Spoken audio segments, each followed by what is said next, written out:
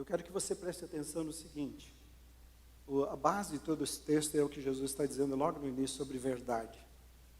E normalmente a gente foca tanto nesse versículo e não presta atenção no que Jesus conversou e nas verdades que ele está fazendo, a revelação de verdades sobre a vida dessas pessoas que estavam enganadas. Então eu quero que você, ao ler, e deixa eu dizer por que eu vou ler esse texto. Primeiro, porque é a base. Segundo, porque especialistas estão dizendo que esse fato de a gente estar com o celular rolando, a gente não presta mais atenção nas coisas, a gente não foca atenção, não presta atenção no significado daquilo, e a gente está virando memória de computador, que não tem emoções, não tem sentimento, nem nada. É mais uma coisa guardada lá. Então vamos ler a palavra de Deus? Vamos ler? Vamos prestar atenção nesta verdade? Vamos lá então? Presta atenção no que que verdade Jesus está revelando a eles. Tendo dito essas coisas, vamos juntos? Muitos creram nele. Disse Jesus aos judeus que haviam crido nele: se vocês permanecerem firmes na minha palavra, verdadeiramente serão meus discípulos e conhecerão a verdade, e a verdade vos libertará. Eles lhe responderam: somos descendentes de Abraão e nunca fomos escravos de ninguém. Como você pode dizer que seremos livres? Jesus respondeu: digo-lhes a verdade. Todo aquele que vive pecando é escravo do pecado. E o escravo, ele não tem lugar permanente na família, mas o filho pertence a ela para sempre. Portanto, se o filho os libertar, vocês de fato serão livres. Eu sei que vocês são descendentes de Abraão, contudo estão procurando matar-me, porque em vocês não há lugar para a minha palavra. Eu lhes estou dizendo o que vi na presença do Pai, e vocês fazem o que ouviram do pai de vocês. Olha como a coisa está ficando dura. Abraão é o nosso pai, responderam eles. Se vocês fossem filhos de Abraão, Jesus responde, fariam as obras de que ele fez. Mas vocês estão procurando matar-me, sendo que eu lhes falei a verdade que ouvi de Deus. Abraão não agiu assim. Vocês estão fazendo as obras do pai de vocês. Protestaram eles: nós não somos filhos ilegítimos. Nessa altura, então, falou: pera lá, então, se não conhecemos o nosso pai, então somos ilegítimos. Que é isso? Aí eles voltam: o único pai que nós temos é Abraão, é Deus, o pai que temos é Deus. Disse-lhe Jesus: se Deus fosse o pai de vocês, vocês me amariam, pois eu vim de Deus e agora estou aqui, e eu não vim por mim mesmo, mas ele me enviou, porque a minha linguagem não é clara para vocês. Por que vocês não estão entendendo? Porque são incapazes de ouvir o que eu digo. Vocês pertencem ao pai de vocês, o diabo, e querem realizar o desejo dele. Ele foi homicida desde o princípio e não se apegou à verdade, pois não há verdade nele. Quando mente, fala a sua própria língua, pois é mentiroso e pai da mentira. No entanto, vocês não creem em mim, porque lhes digo a verdade. Qual de vocês pode me acusar de algum pecado? Se eu estou falando a verdade, por que vocês não creem em mim? Aquele que pertence a Deus, ouve o que Deus diz. Vocês não ouvem porque não pertencem a Deus. E os judeus lhe responderam: não estamos certos de que você, samaritano, está endemoniado? Disse Jesus: eu não estou endemoniado. Pelo contrário, honro o meu Pai e vocês me desonram. Não estou buscando a glória para mim mesmo, mas a quem busque e julgue. Asseguro-lhes que se alguém guardar a minha palavra, jamais verá a morte. E diante disso os judeus exclamaram: agora sabemos que você está endemoniado. Abraão morreu bem como os profetas, mas você diz que se alguém guardar a sua palavra, nunca experimentará a morte. Você é maior do que o nosso pai Abraão, ele morreu bem como os profetas. Quem você pensa que é? Respondeu Jesus: se glorifico a mim mesmo, a minha glória nada significa. Meu Pai, que vocês dizem ser o Deus de vocês, é quem me glorifica. Vocês não o conhecem, mas eu o conheço. E se eu dissesse que não o conheço, seria mentiroso como vocês, mas eu de fato conheço e guardo a sua palavra. Abraão, pai de vocês, regozijou-se porque veria o meu dia, e diz: ele viu o dia de Jesus.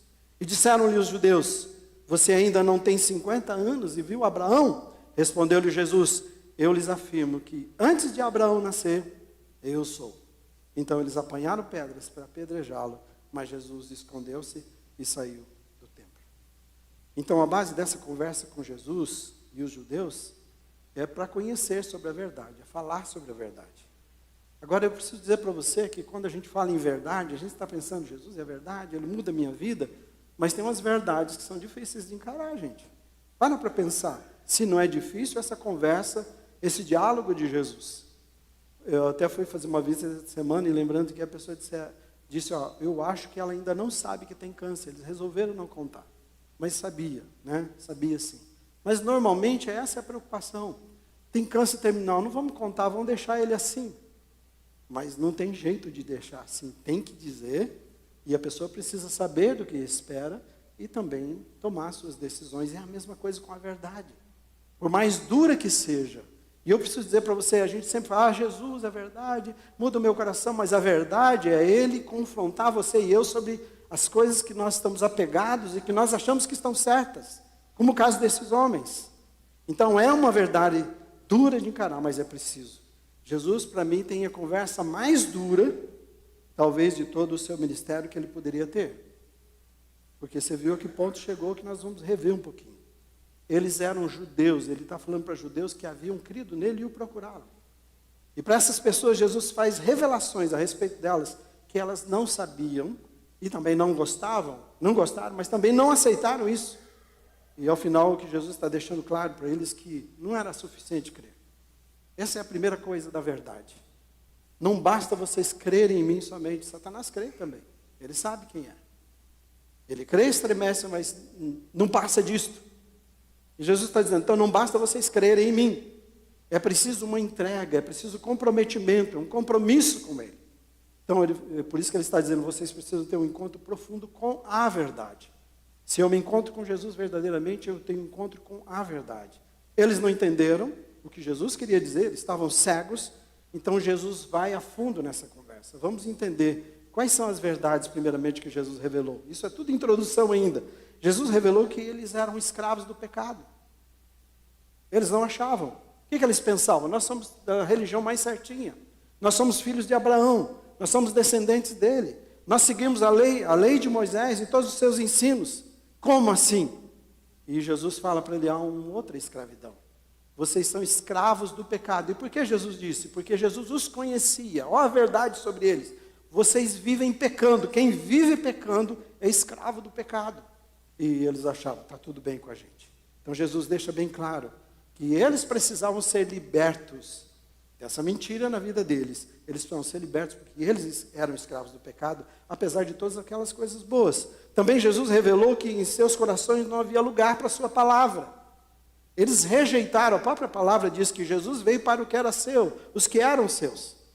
Estava lendo uma das manhãs de devocional com a minha esposa e vendo isso. Se a rejeição de Israel nos abençoou tanto, diz que imagina o dia que os judeus realmente aceitarem Jesus. Que bênção que será para nós. Mas o evangelho chegou a mim e você porque eles rejeitaram, eles não viram Jesus.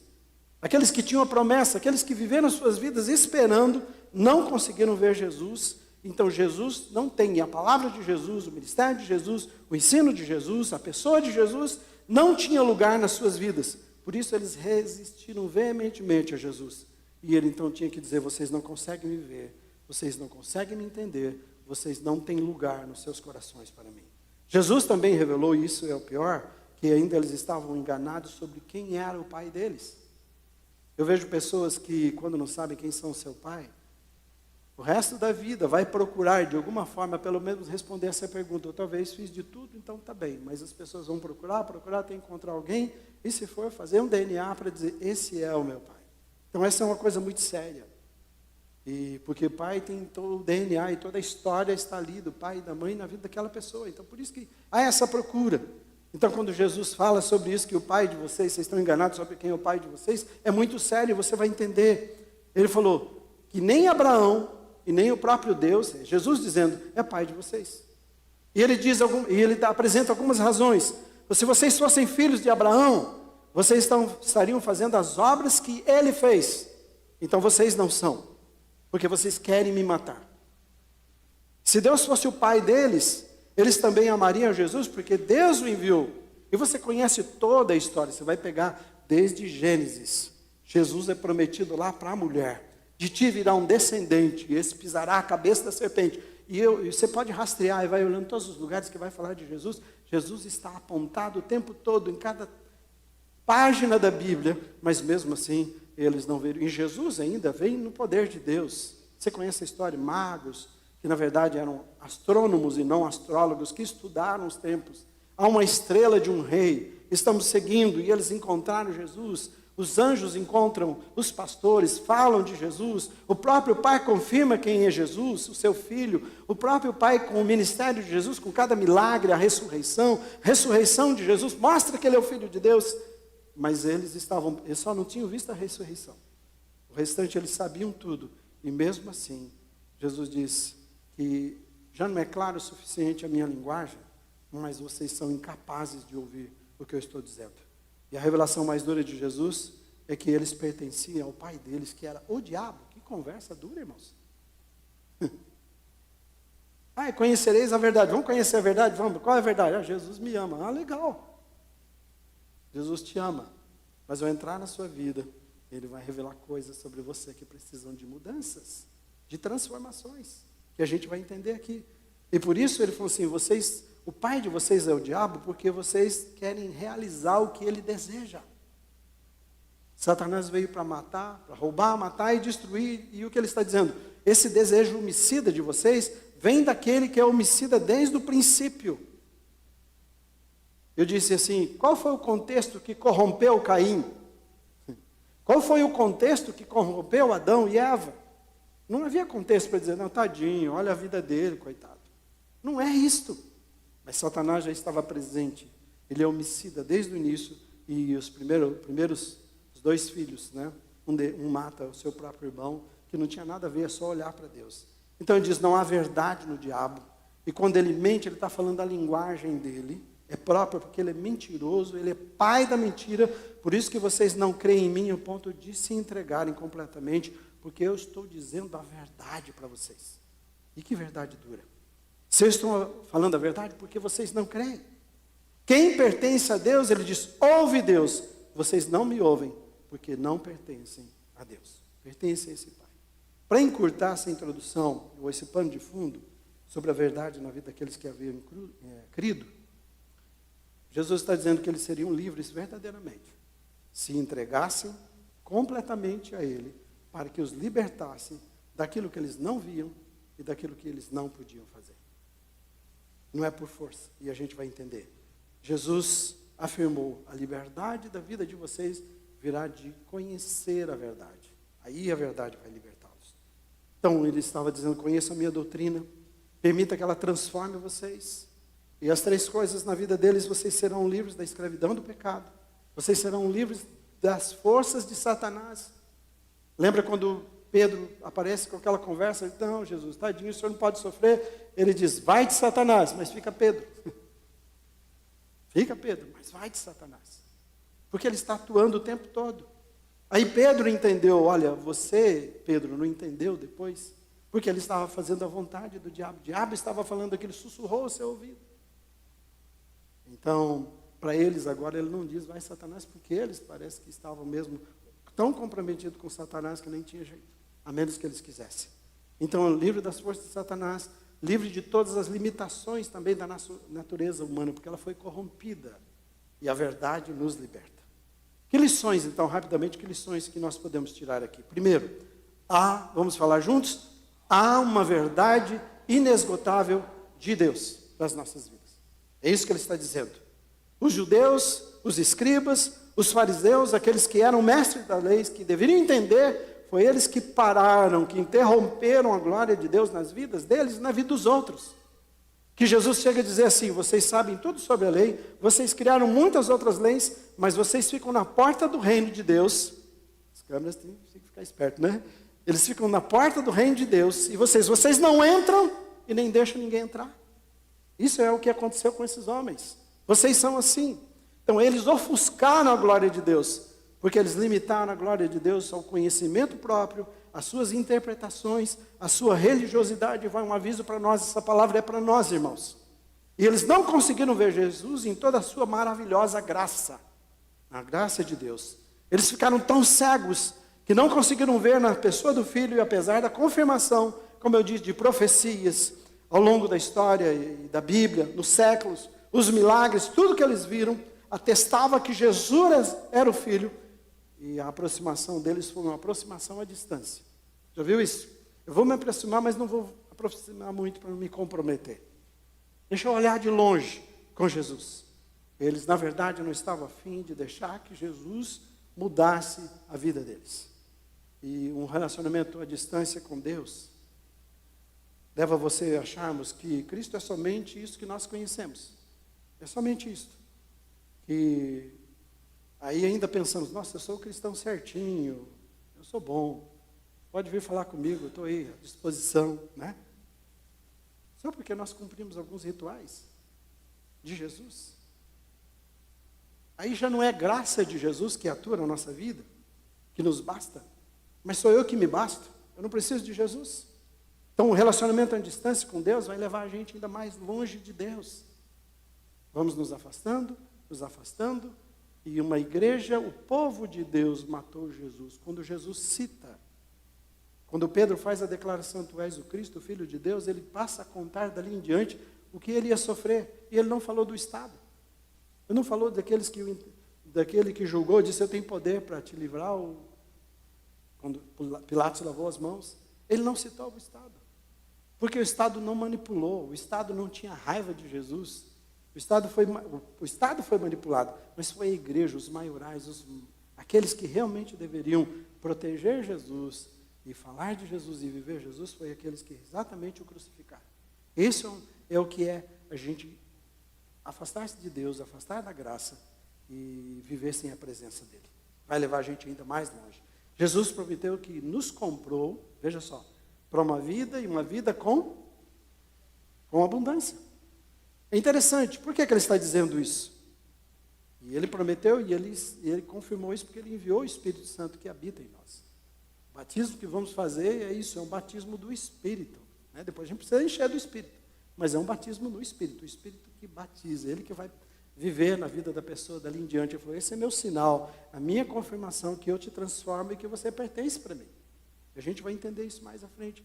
Mas é isso que precisamos entender, a nova vida. Ele garantiu que a gente ia passar a viver, que nós íamos ser levantados na morte. Ele diz, eu vou dar vida. Então, para aquele que está morto, eu vou dar vida. Mas ele diz, eu não vou dar só vida, você não vai passar a viver. Ele diz, você vai viver uma vida com abundância. E quando a gente vai para o original grego para entender essa palavra abundância, está dizendo de algo que vai além. Esse é o sentido, então, que excede abundantemente, supremamente, algo a mais, muito mais que tudo, superior, extraordinário, excelente, incomum. O que isso tem a ver com a vida que nós vivemos, irmãos? Fale a verdade. Você vive assim? Então a gente agora não fala para os judeus, agora a gente olha para a gente. Que vida abundante é essa que nós estamos vivendo? Ele está dizendo assim, eu planejei uma vida extraordinária para você. E ele não está falando extraordinário, porque olha a vida extraordinária que Jesus viveu e terminou na cruz. Então não confunda. A gente precisa uma hora entender que a gente não está, eu gostei de que uma psiquiatra está dizendo, ela falou assim, nós não estamos aqui para ser feliz. Quem estiver aqui no mundo pensando que está para ser feliz, está perdido. Você não está aqui para ser feliz. Nós estamos aqui para aprimorar, para ficarmos ao ponto daquilo que Deus deseja, ou então nos entregarmos de uma vez ao mal, para nos encontrarmos com Ele. Aí sim a verdadeira vida nós teremos. E quando ele fala de vida extraordinária, essa vida superabundante, é quando Paulo diz, a sua graça é suficiente para mim, eu não preciso mais nada. É isso que nós aprendemos com essa vida abundante. Então, o que Deus está dizendo assim, que há muito mais dele para a sua vida. Amém? Amém, irmãos? Há muito mais de Deus para você. Então, diga assim para mim. Diga assim, há muito mais de Deus para a minha vida. Você acredita nisso? Então, fale de novo, há muito mais de Deus para mim. Eu preciso dizer, não é só o que você conhece, não é o que falaram para você, não é só o que você vive hoje. Há muito mais. Olha esses textos que eu só vou citar para você. João 4,14 diz, aquele, porém, que beber da água, veja, fonte inesgotável, Aquele que beber da água que eu lhe der, nunca mais terá sede. Pelo contrário, a água que eu lhe der será nele uma fonte a jorrar para a vida eterna. Não é um encontro com Jesus que ele me dá um pouquinho de água, e eu acho que tem gente que vive assim, ai, deixa eu ir lá na igreja tomar um pouquinho de água para eu segurar a minha vida. Aí toma um pouquinho e volta, e que pena, meu irmão. Jesus tem uma fonte a jorrar para você em todos os lugares que você estiver. Mas você precisa andar na presença dele. Amém? E misericórdia para as nossas vidas. E ele diz, quando transbordar, está dizendo assim, não só vai ter o suficiente, além do que você precisa, mas transbordar para mim são rios, que as pessoas, tudo que nasce em volta do rio vai ser abençoado, amém? Todas as pessoas que encontrar pelo caminho serão abençoadas pela sua vida, que é contagiante. Então, não só sacia a sua sede, mas de outros também. João 7, 38, 39 diz assim, porque as escrituras declaram que rios de água viva correrão do íntimo de todo aquele que crer em mim. E diz lá assim, que ele estava falando do Espírito Santo que ele daria a todos os seus discípulos. Rios de água viva do meu interior, do seu interior. Você está entendendo que é diferente da gente vir aqui na igreja, assistir um cultinho e ir para casa? Ou você que está me assistindo aí na sua casa também? Não é isto. Onde estão os rios na sua vida? Como estão os rios na sua vida? Como estão? Estão fluindo? Isso aqui é o Espírito Santo. Gálatas 5:22 diz assim, mas quando, vê se não está falando de coisa inesgotável, de fonte inesgotável. Olha agora, quando o Espírito Santo controlar as nossas vidas, ele produzirá em nós esta espécie de fruto. Eu só estou dizendo alguns, mas a lista é grande. Quais são essas espécies de frutos aqui? De fruto: amor, alegria, paz, paciência, bondade, retidão, fidelidade. Ele dá uma lista grande. Do interior daquele que flui rios de água viva. É uma vida totalmente produtiva. Isso é vida abundante. Isso é ter vida abundante. É uma vida que tem frutos constantes. Então você está vivendo a sua vida na mesmice? Irmãos, nós temos que dar todos os dias, ter coisas para dizer. A hora que o Micael mandou a música da mensagem para mim, eu estava em casa. Ele falou, pai, o que você acha dessa música? Eu põe um pedacinho e desabei. Eu falei, filho, tem alguma coisa com Deus aí com você? Porque do jeito que entrou no meu coração, Deus foi muito forte. Aleluia, vamos cantar essa música assim. É assim. Eles recebem a pregação, depois em cima disso eles oram e preparam. Você pode ver que desde a primeira música desse culto, tudo está voltado para essa vida abundante, essa vida profunda que Deus tem para nós. Então isso é nova vida, constantes. E eu queria dizer para você então, não limite o poder de Deus na sua vida. Talvez um pecado. Ou talvez você esteja cego. O salmista Davi diz assim, sonda-me, ó Deus, e vê se há em mim algum caminho mau. Ponto cego do carro. A gente bate. Eu estou dirigindo, vou entrar no lugar, mas tem um carro que está numa posição que eu não vejo no meu espelho. E eu vou, mas eu bati, eu não estava vendo. Sinto muito, meu filho. Você bateu? Causou um acidente. O que a gente faz? A gente coloca algo a mais, né? Ou presta mais atenção, mas geralmente há uma coisa que você pode colocar seu no carro. Não vem com isso. E o Espírito Santo é isto. Fale com Ele. Peça, revela, vê se eu estou cego, algum ponto cego na minha vida. Todo dia nós devemos levantar e perguntando isso para o Senhor Jesus. Então, mais uma vez, diga assim, Deus tem uma vida extraordinária para mim. Fale de novo bem forte. Deus tem uma vida extraordinária para mim. Esse é o terceiro sermão dessa série Vida Abundante. Vida profunda. Vou usar assim, é melhor, vida profunda. E estamos trabalhando com você. E Jesus tem uma vida melhor, mais profunda para a sua vida. Segundo, que a verdade é a realidade que transforma todo o nosso ser. Vamos falar juntos? A verdade é uma realidade que transforma todo o nosso ser. Eram as pessoas que haviam crido nele. E ele diz, vocês estão cegos. Vocês estão cegos quanto à espiritualidade de vocês. Vocês acham que está tudo bem, mas não está. E a verdade de Jesus faz eles ficarem conscientes do pecado. Vocês têm todas essas coisas. E talvez é isso que você faz, Senhor, mas olha, eu sou filho de Abraão, né? Eu sou aqui da igreja missionária, batizei, fiz tudo, né? Sigo todas as leis, tudo o Senhor me pediu, e ele não está bem comigo. Eu falo, não, filho, essas coisas são importantes, mas não é isso daí. Mais que isto. Você me ama, sua vida é nova, sua vida é transformada. É isso o desejo do seu coração? Então ele faz a gente consciente daquilo que a gente não está consciente. Daquilo que eu acho que está tudo bem, a verdade é isto. Deixa eu dizer uma verdade para você. E a verdade de Jesus é que eles tinham desejos homicidas. E a rejeição da palavra de Jesus, para isso foi isto. Porque o pai deles era o pai da mentira. E era o pai de todo engano. E o desejo deles não tinha nada a ver com aquilo que era bom para a vida deles. Por isso eles não conseguiam desejar. A Bíblia diz que as coisas espirituais se discernem espiritualmente, não tem outro jeito, não há outra forma. Mas eles não eram espirituais. Eles eram religiosos, porque cumpriram os rituais. Mas o coração deles não era de Deus. Eles perderam a Deus há muito tempo. Haviam perdido há muito tempo. Por isso crucificaram o Filho de Jesus. Então, apesar de serem comprometidos com todas aquelas coisas, serem descendentes de Abraão, seguirem as leis de Moisés, o coração deles não tinha nenhum interesse pela palavra, pela verdade que Jesus estava dizendo. Então, eles viviam uma espiritualidade furada. E é onde a gente tem que fazer uma avaliação da nossa espiritualidade, irmãos. O dia que Jesus voltar, ele não vai perguntar quanto tempo você está na igreja, se é da igreja missionária, o que você fez, ele vai olhar, o Espírito Santo é que vai revelar o quanto de Deus você tem na sua vida ou não. Porque, conforme eu vou me entregando ao Espírito Santo, ele vai assumindo toda a nossa vida, nós vamos ficando parecidos com Jesus. Por isso muita gente vai ficar surpresa no outro dia. Mas Jesus, expulsei demônios no seu nome. Jesus, eu fiz maravilhas no seu nome. Eu fiz milagres no seu nome. Ele falou, não te conheço. Nunca te vi nem mais gordo, nem mais magro na minha vida.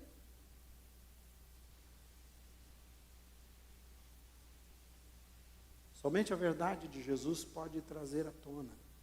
Quando a gente fala de você ter um compromisso com a palavra de Deus, de você meditar na palavra de Deus, de você ler a palavra de Deus, de você não deixar passar um dia sem isto, é porque não há mudança na sua vida sem esse comprometimento.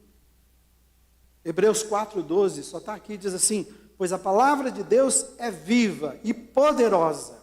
Ela é mais cortante que qualquer espada de 2 gumes, penetrando entre a alma e o espírito, entre a junta e a medula, e trazendo à luz até os pensamentos e desejos mais íntimos, coisa que mais ninguém sabe.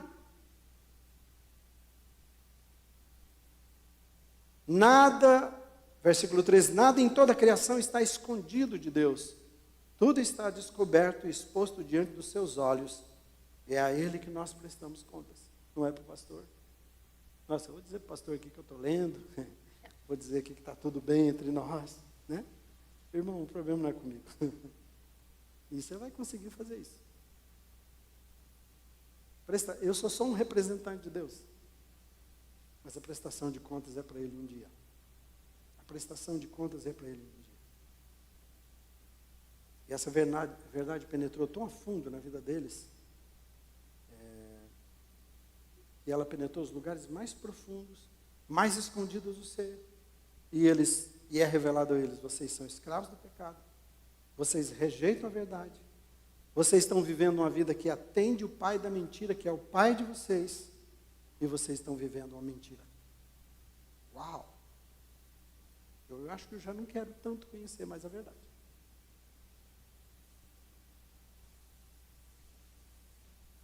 Vocês estão aí ainda? Alguém desmaiou? Tem alguém passando mal?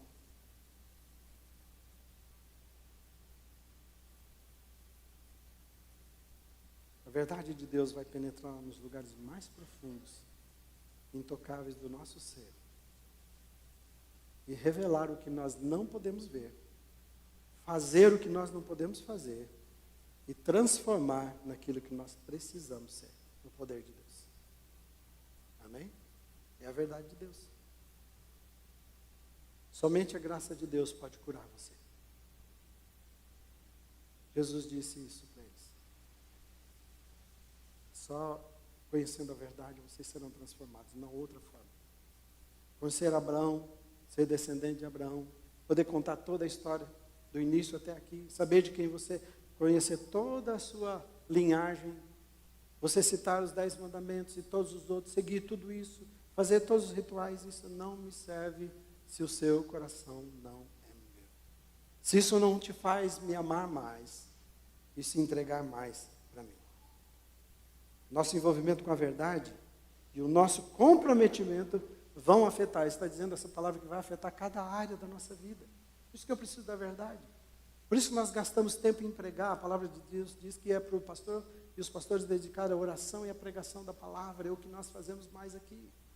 Quantas horas você acha que eu gastei, que eu estive envolvido, pedindo, Senhor, me dá sabedoria. Eu quero falar que dá o seu recado, não o meu recado. Quantas vezes você acha que eu conseguiria subir aqui e falar, se fosse a minha palavra, cada dia eu tenho que inventar uma palavra. Não, mas basta eu estar na presença de Jesus e ouvir o que Ele tem para dizer. E Ele diz, então fala isso hoje. Isso é que a minha igreja precisa. Isso primeiro é o que você precisa e depois a igreja.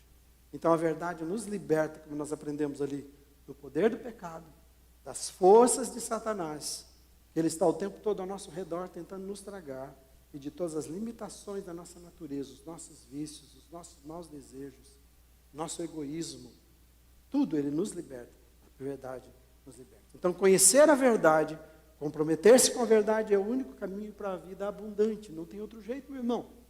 Irmão e irmã, no nome de Jesus, nós não podemos mudar nada nas nossas vidas por nós mesmos, essa é a lição de Jesus para eles. Se vocês que creram, conhecerem minha verdade, se comprometerem com ela vai libertar vocês. Ela libertará. É o poder de Deus. Isaías 55 diz assim, 55:11. Assim será a palavra que sair da minha boca, não voltará para mim vazia. Deus dizendo, mas fará o que me apraz e prosperará naquilo para que a designei. Cada tio da palavra de Deus, cada vírgula da palavra de Deus, cada ponto da palavra de Deus, inspirado com o objetivo de transformar a sua vida, de fazer algo especial na sua vida. Mas se você não tem contato, como é que ela pode transformar você?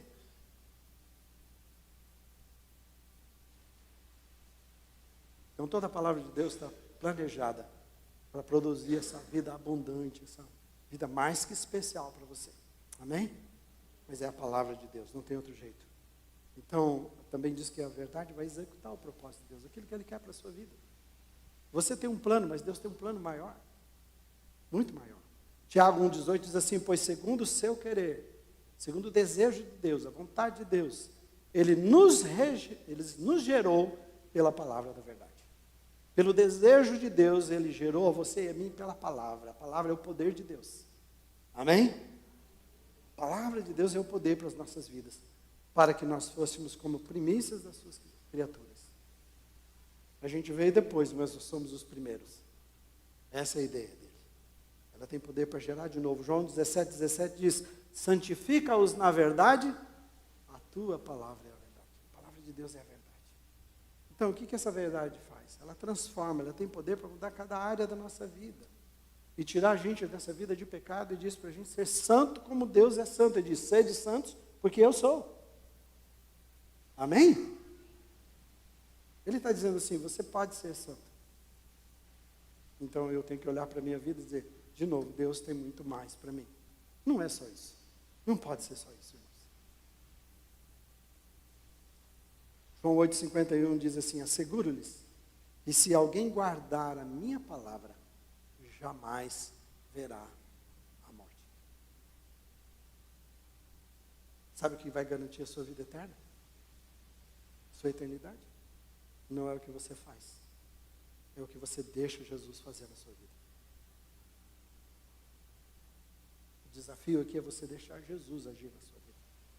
O problema daqueles homens foi rejeitar Jesus, não entender Jesus, não querer Jesus, se justificarem diante de Jesus, apesar dele revelar. E quando você for para a palavra, ele vai fazer isso, vai revelar o seu coração e mostrar aquilo que você precisa. Mas ele está dizendo assim, é garantia, você não vai para a vida eterna sem a palavra, meu irmão. A palavra governa aqui. A palavra de Deus sustenta o universo. E a palavra de Deus irá sustentar a eternidade. Por que eu vou comprometer com coisas que não têm valor? Vamos nos comprometer com aquilo que vale a pena. Amém? Deixa eu ir rapidamente nesse último ponto. Isso então tudo nos leva para esse terceiro e último ponto. Vamos falar juntos? A verdade é uma pessoa para relacionar e seguir diariamente. Conhecer a verdade, a gente precisa de conhecimento, mas conhecer a verdade não é acúmulo de conhecimento. Na verdade, nós estamos vivendo esse momento que, se tem uma coisa, as pessoas conhecem de tudo. E os jovens, principalmente, têm todo quanto é tipo de informações. Falta sabedoria para ver o que eu faço com essas informações. Não, a informação é só talvez mais um desespero para você. É mais uma informação que você não pode fazer nada. Conhecer também não é só a gente crer e admirar Jesus. É uma distância. Está dizendo, é um compromisso. Por isso que a pessoa que se batiza, batismo é isso, abrir mão da minha vida. É isso que vai acontecer domingo que vem. Minha vida agora é de Jesus, eu me entrego completamente, eu quero viver uma nova vida. Eu sei que estou morrendo. Jesus disse que eu morro para a velha vida e vou nascer para uma nova vida. É isso que ele está dizendo. Então é um relacionamento que a gente começa com Jesus e termina em Jesus, olhando para o autor e consumador da nossa fé.